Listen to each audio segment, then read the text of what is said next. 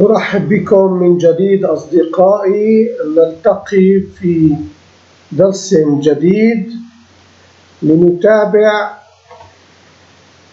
قوائم التشغيل.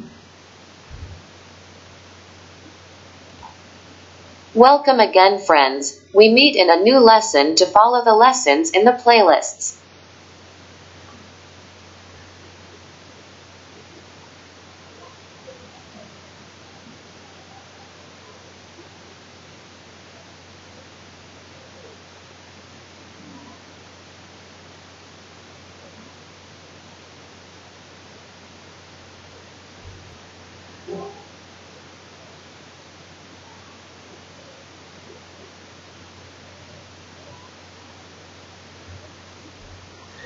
تم اختيار 5 أفكار من قائمة التشغيل بعنوان تنسيقات.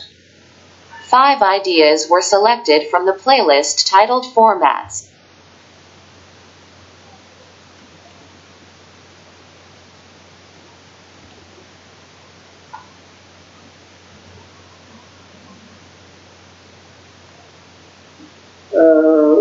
في داخلها النص الذي نريد أن ننسخ. هذا في الحل الأول.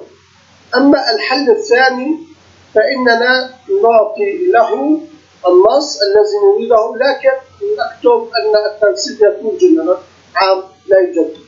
أما المثال الثاني، أقترح عليكم متابعة الفيديو بالكامل ذات رقم 539 الخاص بصياغة الأرقام وتنسيقها، وهو مترجم إلى عدة لغات لكن ليس له ميزة النطق باللغة الإنجليزية. I suggest you to watch the entire video, number 539, which is related to the formulation and formatting of numbers, and it is translated into several languages. But it does not have the advantage of pronunciation in English.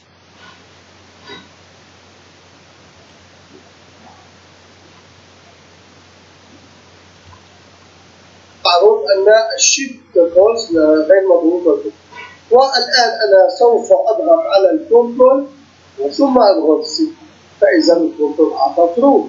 والآن سوف أضغط على الألت التحكم ثم أعطى الألت ترو، ثم سوف أضغط على الشيت أعطى الشيت ترو. والآن سوف أضغط على الكنترول والألت والشيت مع بعض وسوف يعطيني. إنها من التحكمات المهمة جدا وجميلة جدا. والاقتراح الثاني هو متابعة الفيديو بالكامل ذات الرقم 534 الخاص بمعرفة حالة الزر إذا كان المستخدم ينقر على أزرار موجودة في لوحة المفاتيح عند تنفيذ البرمجة. And the second suggestion is to follow the entire video with number 534 to know the state of the button if the user clicks on buttons on the keyboard when executing the programming.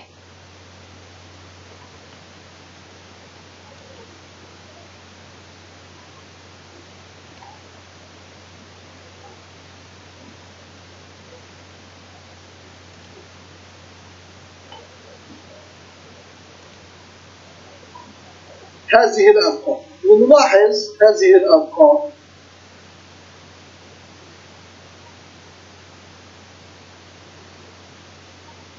يتم إضافة رمز معه، وهذا الرمز موجود في التنسيق.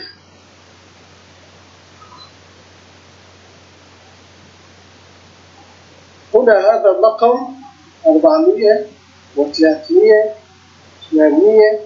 أنا فقط أكتب الرقم وهو يضيف الرمز. والاقتراح الثالث هو متابعة فيديو رقم 524 الخاص بجمع خلايا تحتوي على رقم ونص. And the third suggestion is to follow video number 524 on collecting cells containing number and text.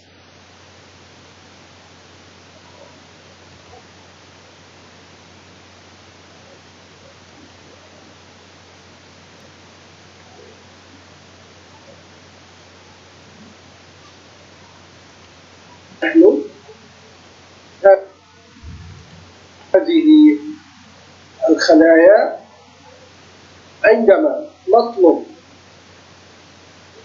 أن تذهب وتبحث لنا عن أكبر قيمة تحدد مباشرة. لنفترض أن أكبر قيمة هي 999، نطلب التحديد، فإذا تعطينا التحديد مباشرة. البرمجية سهلة. والاقتراح الرابع هو متابعة فيديو ذات رقم 523 الخاص بالبحث والتحديد لأكبر خلية موجودة في مجال معين. And the fourth suggestion is to follow video number 523 on research and identification of the largest cell found in a particular field.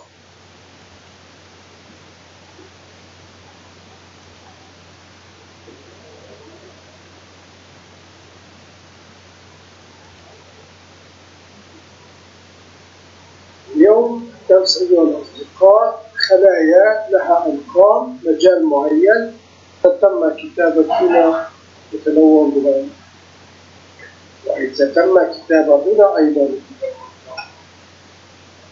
فإذا إنها تتحسس بكل مجالات. كيف تم ذلك؟ عن طريق هذه الأسطر البسيطة تمت برمجة الميزة. نلاحظ كيف هذه الميزة موجودة، أنها تتحسس أولا باحتمال وجود خطأ. هذا الخطأ يكون موجود هنا، وأيضا يتم تعريف هذا المتغير. إذا كان يوجد خطأ فإذا تابع. هذا السطر يوقف عملية حركة الشاشة لتكون البرمجة أسرع. أما هذا السطر البرمجي فهو يتحسس بكل الخلايا الموجودة في هذه الورقة.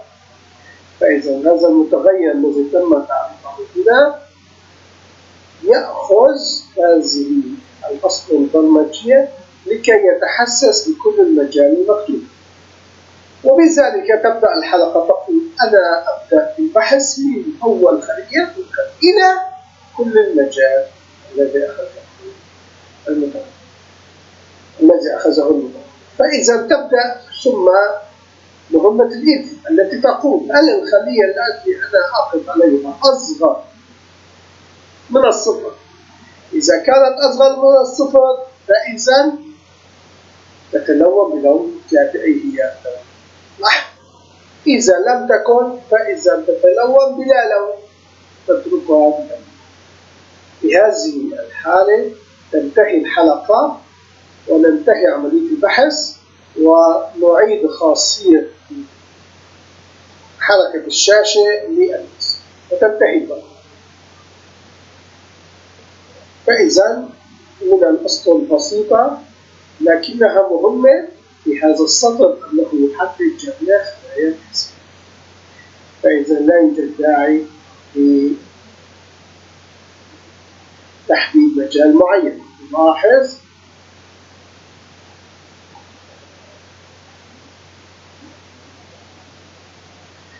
أنه يتحسس بالكل. طبعا سوف يعالج جميع الخلايا والتي تتوافق اللون أحمر والتي لا تتوافق، لكن أولا نلاحظ انتهت. شكرا لمتابعتكم، أرجو أن تكونوا قد استفدتم. والاقتراح الخامس هو رقم 522 الخاص بتلوين الأرقام السالبة الموجودة في ورقة الإكسل. And the fifth suggestion is the number 522 for coloring the negative numbers in the Excel sheet. أشكر متابعتكم أصدقائي، نلتقي في الأسبوع القادم مع مجموعة جديدة من الدروس المهمة والمفيدة. إلى اللقاء. Thank you for following, my friends. We will meet next week with a new set of important and useful lessons. Bye.